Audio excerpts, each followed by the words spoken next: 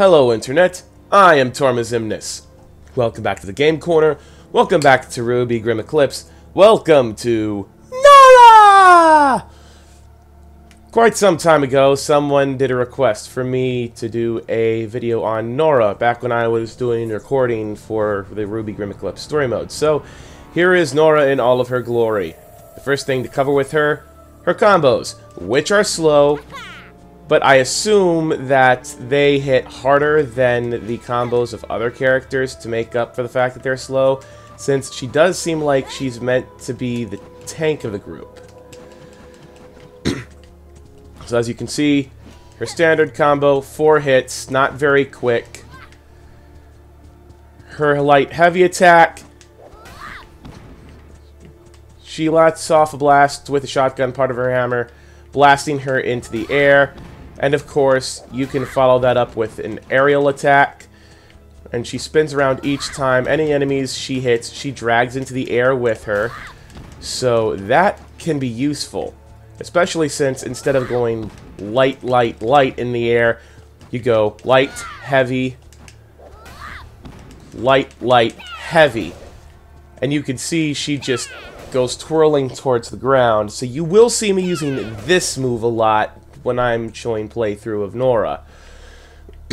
Her second heavy attack, 1, 2, bop, just smashes her hammer into any nearby enemies, like we've seen in episode 2 of RWBY Grimm Eclipse season 3, where Team Juniper was going up against, I forget what their names were, but I think it was a team from like Mistral or something.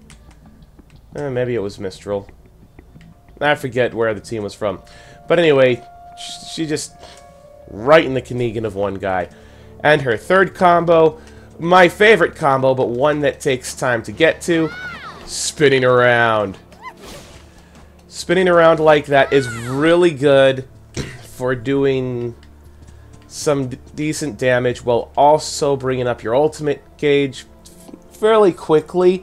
But that's only if you have enough Grimm close to you, because all this combo does is drag enemies along with you, or maybe even shove them to the side. You will see me trying each of these combos through the gameplay for this level, but beyond that I'm going to mostly stick with one, especially when it comes to the tougher Grimm. Now, as far as your loadout for skills, since we're doing Nora just by herself, obviously we don't need to worry about team attack, which means we also don't need to worry about heavy synergy. And since there aren't any others around and it's just a one-person game, we don't need to worry about medic. Now, word of caution, for almost everything along the bottom row, this one you get free. But for Love Shock, Super Electro Blast, Supercharged Power Surge, Lightning Chain, and Heavy Synergy, you have to do challenges for. And this is the same for all the characters. The challenges will have different names, but it's basically the same. Complete a challenge with specific requirements in order to unlock this thing. Now, as mentioned before, Nora's the tank of the group, so we want to give her a Power Surge. This will allow her to do decent amounts more damage once she's got her Lightning Aura going, and we will be seeing that. Lightning Chain I'm going to leave completely alone because, again, you won't be seeing me do a whole lot of light attacks. The exceptions are maybe some air attacks for the first 1 or 2 times just to get my Lightning Aura going. After that, you're not really going to see it. You always want Increased Aura and Survivor. Even if you don't go for Aura Regeneration, I recommend going for Aura Regeneration if you can. We're not going to do it for this loadout, but it's definitely a very useful thing to have on hand. And let's see, 1 ultimate. I might go for 2 ultimates. As for the ultimates, increase the range and Nora's power. The range and power of Nora's Shockwave. Then Supercharged adds a chain of electricity between enemies hit with Nora's Shockwave. So basically, this makes her ultimate really, really overpowered. So we're going to get 1 of each of these, and we'll get improved ultimate too. Now again, we're not going to be worrying about team attack, and we won't even be worrying about ranged for this loadout. That's going to be in a separate loadout, in the next video that I do for this. Hello? Anybody home? Ah, thank goodness. I'm afraid we're now in Mountain Glen's subterranean level. This area has become more dangerous since our last visit. So be careful. As you can see, it doesn't appear to be that hard to get the lightning aura going, which is really good because there are going to be a decent amount of more powerful Grimm down here. That's not the reason why I picked this level. I picked this level because it's actually the shortest, but, you know, The Grimm down here are in for a rude awakening. that's really the only reason as far as specific levels, just because I don't want to take up too much time. I mean, this is more to show each of the different things that each of the different characters can do combo-wise and skill-wise. So I don't want to take up too much time of the repetitive same old, same old. Now, as you can see, fair number of Beowulfs. This is actually really good for showing off some of the different combos. And as you can see, like I said before, the spinning light attack for the aerial attack does allow her to drag enemies up with her that she hits. That includes enemies that are still on the ground that end up being within her hitbox still. But as you can see, she was a little too far up that time. Now, just to show off her team attack, when there are times when I can do team attack, I'll do it, and there's actually a lot of opportunities here. An inordinate number of opportunities, really. I mean, I did not expect there to be that many. Looks like you're having a blast. Matter of fact, that's actually a good thing to have for the loadout. If you want to do that, instead of having 3 ultimates, you can just stun them and then hit them with the team attacks. But of course, that only works if you're going through solo play. As you can see, my lightning aura went missing, so I had to bring that back up again. But once it's back up, all I need to do is just do heavy over and over again, and I maintain the amount of damage that I'm doing because I maintain my aura due to how often I'm doing multiple hits to multiple enemies. Now, you could see that one got away, so that means my aura went away. And here's just a perfect example of how powerful she is. You see how quickly we defeated that Ursa? That Ursa went down super quick. It's, as I said before, Nora is a tank. With this, she basically just bops everything really quickly. Matter of fact, it's actually one of the things I like to do with her is, even if I don't get her ultimate all the way up to full, I do like to have her having the heavy attack upgrade. Well, not heavy attack upgrade, the aura upgrade. What was it called again? Power Surge. I do like to have her using Power Surge just because of how good it is for doing additional damage. And it's really easy to get Power Surge going.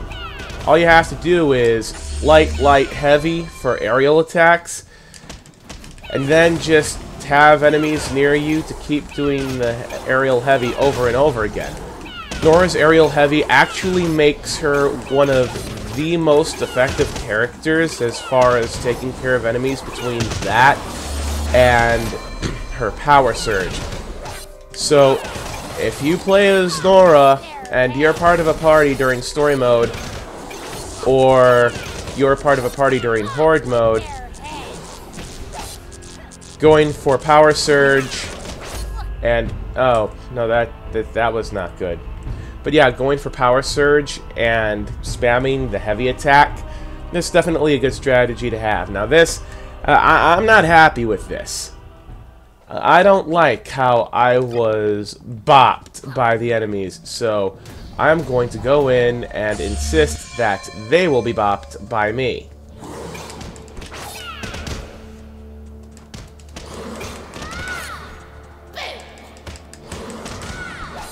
And you can see just how quickly she does nit damage like that. I mean, Let's do it again. Holy crap. You see the kind of damage Nora's doing? This is unbelievable. Boop, boom, boom. Boop, boop, boop, boop. Okay, I should probably start taking this a little more seriously. By which I mean I need to use the tried and true methods of heavy spamming. Because I know I won't die that way. I mean, okay, I did kind of die when I was doing that before. But I was being less attentive to my aura. And not really paying as much attention to it as I should have. And that's not even me Johnning, that's just a simple fact. I saw that the aura was going down. I decided to ignore it because I wanted to keep going. And it's really easy to get into that with Nora. Because, like I said, she is the tank. She deals a bunch of damage. She is, like Jean, a frontline fighter. Unlike Jean, though, she does have a ranged attack. Bip, bip, bip. And her ranged attack is pretty good. I haven't really tested just how much damage it does to single enemies. It's something I might like to do.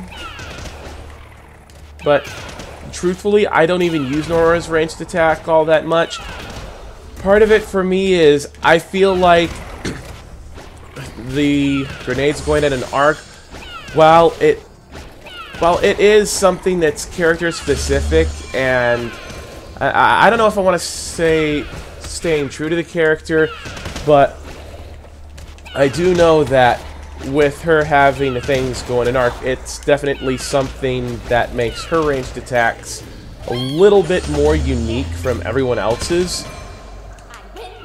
But at the same time, it's not that great. At least not to me. Mostly because of the fact that her ranged attacks are just... They go at an arc. So, for me, it's kind of difficult to telegraph where the arcs are... where the shots are going to land. And this is especially true for when you have enemies that are constantly moving around. Like you saw there, when it goes in an arc and then lands. When it goes in an arc and lands, it just... There's a tendency to miss because they moved. So, personally, I prefer characters who can just have straight, linear shots going right at the Grimm.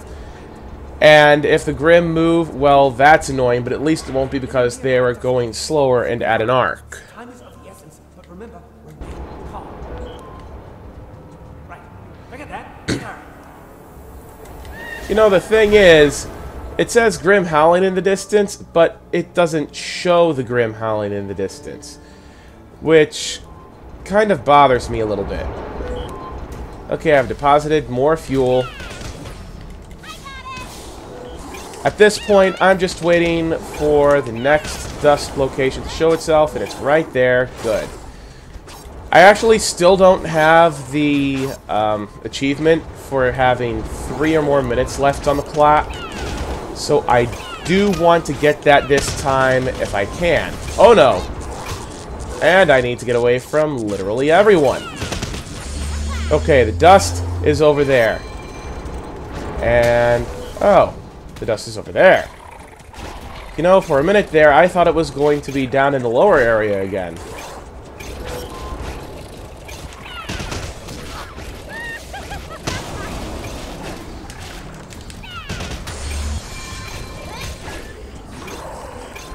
Fighting these enemies are nice and all, but I am more concerned with getting the dust over to the cart.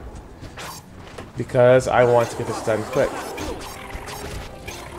You know, that's actually the first time he's told me that the carts run out of fuel. So, hey, I must have been doing something right.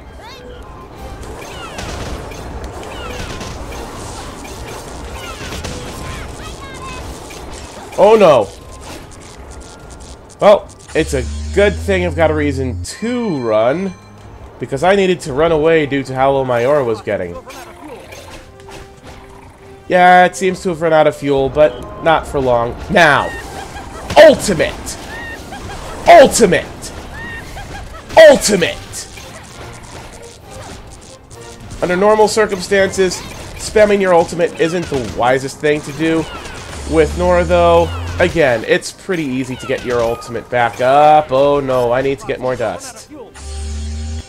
I should have been paying attention to where the dust is going to spawn, because I really want to... Oh. Hey, I might actually get it this time. I hope I get it this time.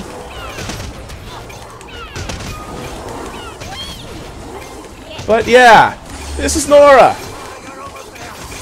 She is a real powerhouse.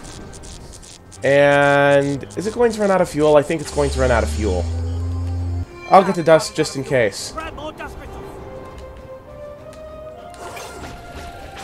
You know, the funny thing is that when this cart goes down into the ravine, all Grimm that are near you will just spontaneously explode. But if any of them are far enough away and still trying to make their way towards you, they will reach you and they will start attacking you, even though the stage is technically over at this point. And I got the ticking time bomb achievement, which is great. Well, I'm glad everyone was able to keep their cool and not explode. That would have made for an uncomfortable pair. Yeah, as you can see, the Grimm are still coming this way. I don't know if that's some kind of glitch or bug that went unnoticed before, but, you know, it's a thing, and I'm not really worried about it. It's like, hey, the level's over, I get to end it by continually bopping Grimm. And that's just true Nora fashion right there. She enjoys her job as a huntress. That's basically all there is to it. Alright, well, you've seen that loadout of Nora. Next episode, we are going to see a different loadout for Nora, one that is more angled towards Horde mode. I don't know about worrying about team attacks specifically, mainly because of the fact that Nora, again, tank, she's going to be doing the heavy hitting on the Grimm over off to the side, while people take care of the smaller things and guarding the different security nodes and whatnot. But she is going to still have her power surge. She might have one upgrade to her ultimate, and she will definitely have at least one extra ultimate bar minimum. So that means we'll have at least 3 more to put in different places. And I want to say that all of that's going to go to the ranged attacks, but I honestly don't know about that, just because of the fact that when you're doing Horde mode, you need to have the medic skill, or whatever it's called, because that allows you to bring your allies back super quick. I don't know why more people don't use it. It's super irritating to go into Horde mode, and you need someone to revive you, and it's going so slow, and it's like, great. Now the security node's probably going to fall. Or they're going to get killed before they can revive me, because they don't have the quick revive. They don't have the medic ability. Well, anywho, that's it for this video. As always, if you enjoyed watching, please be sure to like and leave a comment. Subscribe if you want more, and once you're subscribed, be sure to ring that bell to be notified anytime I upload something new. And until next time, this is Torma Ximnus signing off. Stay frosty, people!